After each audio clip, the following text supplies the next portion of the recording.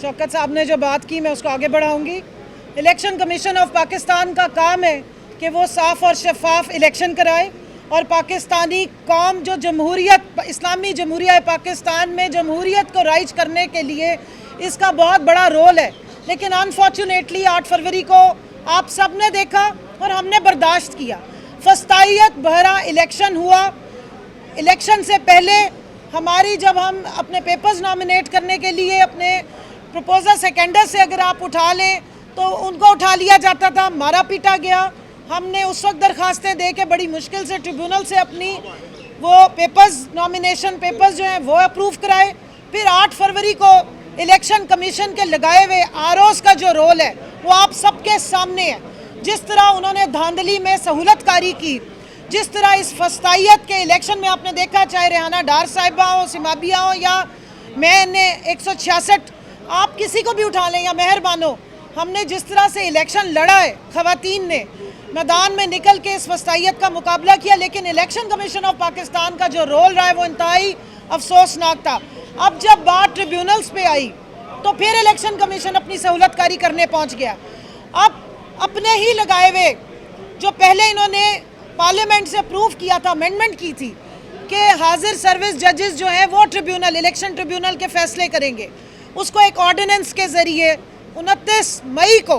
आप बदनीयती देखेंगे, 29 मई को उठा के बदल रहे हैं, एक ऑर्डिनेंस ला रहे हैं, जबकि 2 दिन के बाद पार्लियामेंट का सेशन कॉल कर लिया गया है। आप जिस तरह इन्होंने पहले आरओ लगाए ब्यूरोक्रेसी से, अब ये कहते हैं हम रिटायर्ड जजेस लगाएंगे अपनी मर्जी के, ताकि इन ट्रिब्यूनल्स में जहाँ 180 दिन में इन्होंने फैसले करने थे वहाँ ना हेयरिंग हो रही है, ना कुछ चला, और अब कहते हैं हम जजेस भी अपनी मर्जी के लगाएंगे। तो उसके खिलाफ सुप्रीम कोर्ट में आज ये भागे भागे आए थे अपने रेस्क्यू करवाने के लिए कि किसी तरीके से ये जो इस्लामाबाद की 3 जो ट्रिब्यूनल की एप्लीकेशंस हैं उस पर जब इस्लामाबाद हाई कोर्ट फैसला देने वाली थी तो इन्होंने भाग लिया वहाँ से, और ये कोशिश कर रहे थे कि इस ऑर्डिनेंस के पीछे छुप के जो वारदात करनी है मज़ीद, कि जो लूटा हुआ हमारा इलेक्शन है, जो लूटा हुआ हमारा मैंडेट है वो हमें वापस ना हो। तो ये आज इधर का रुख किया। लेकिन उम्मीद है आज के 5 मेंबर जजेस का जो अब नया इसका पूरा पैनल कॉन्स्टिट्यूट होगा, और मुझे पूरी उम्मीद है अपनी सुप्रीम कोर्ट से कि आइन की स्पिरिट के मुताबिक, इलेक्शन एक्ट 2017 की स्पिरिट के मुताबिक और अवाम के मैंडेट को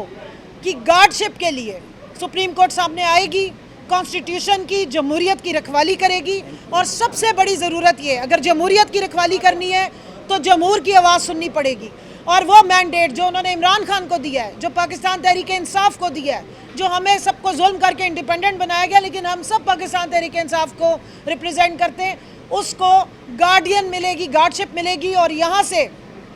कॉन्स्टिट्यूशन का दिफा होगा जो कि वायलेट हो रहा था। मुझे बहुत अफसोस होता रहा इस बात पे कि ना जमहूरियत को देखा गया, ना आइन की स्पिरिट को देखा गया, और इसकी पामाली करते रहे। अब उम्मीद है कि इलेक्शन कमीशन ऑफ पाकिस्तान जो